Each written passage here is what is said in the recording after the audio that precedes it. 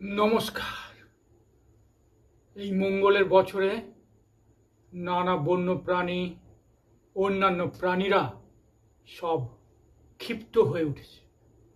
কুকুর কামড়ে দিচ্ছে, বাঁদর খামচে দিচ্ছে, ষাঁড় ঢুসিয়ে দিচ্ছে, চারিদিকে বিভিন্ন ধরনের সরীসৃপ নানা ধরনের হামলা করছে। কারণ এই মঙ্গলের বছরে তাদের মস্তিষ্ক ঠিক নেই, তাদের মস্তিষ্কের উপর মঙ্গলের প্রভাব পড়েছে।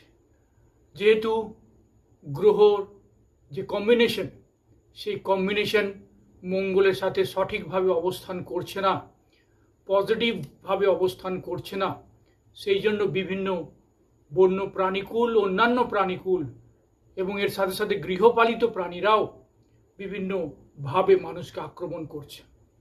এখন নেগেটিভ এনার্জি চারিদিকে ছড়িয়ে পড়েছে।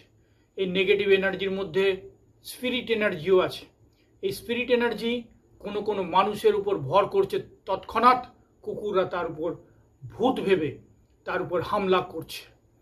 তাকে মানুষ না দেখে সে ভূত দেখছে, ভূত হিসেবে দেখছে এবং প্রচণ্ড ক্ষিপ্ত হয়ে যাচ্ছে এবং সেইভাবে তাকে আক্রমণ করে দিচ্ছে। সেই জন্য খুবই সাবধান থাকুন।